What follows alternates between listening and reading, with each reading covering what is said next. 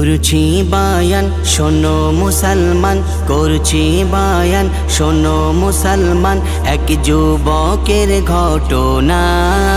মরার পরে পেল যুবক জান্নাতি কাফন নজরানা।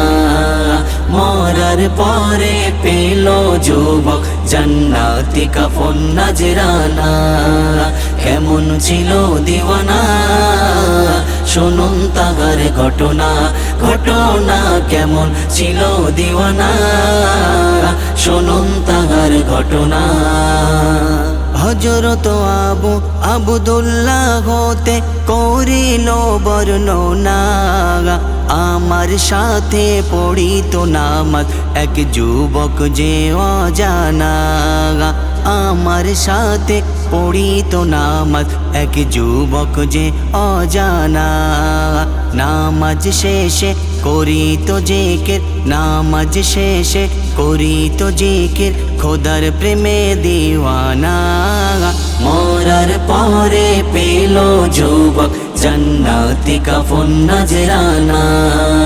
মরার পরে পেল যুবক জান্নাতি কাফন নজরানা। কেমন ছিল দিওয়ানা, শুনুন তাহার ঘটনা। ঘটনা কেমন ছিল দিওয়ানা, শুনুন তাহার ঘটনা।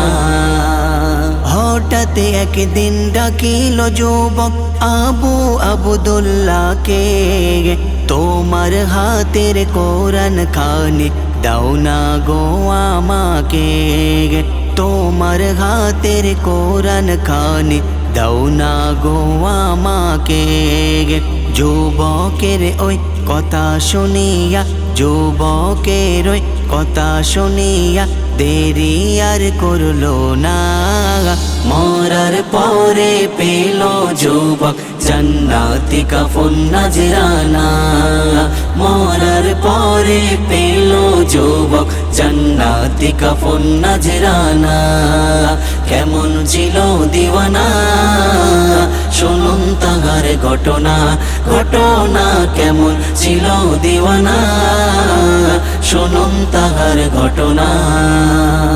কোরআন নিয়ে চলে যুবক নিজের বাড়ির দিকে। সেদিন থেকে যুবক ছেলে আসে না নামাজে। সেদিন থেকে যুবক ছেলে আসে না নামাজে। বেরিয়ে গেল আবু আবদুল্লাহ, বেরিয়ে গেল আবু আবদুল্লাহ, মিলবে কোথায় ঠিকানা।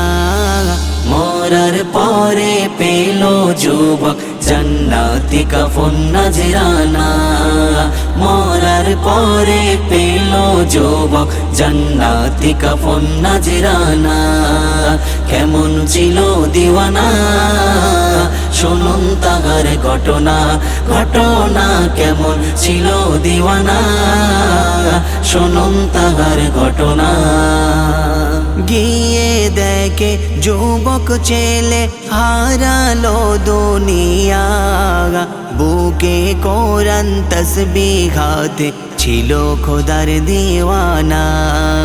বুকে কোরআন তসবিহ হাতে ছিল খোদার দিওয়ানা।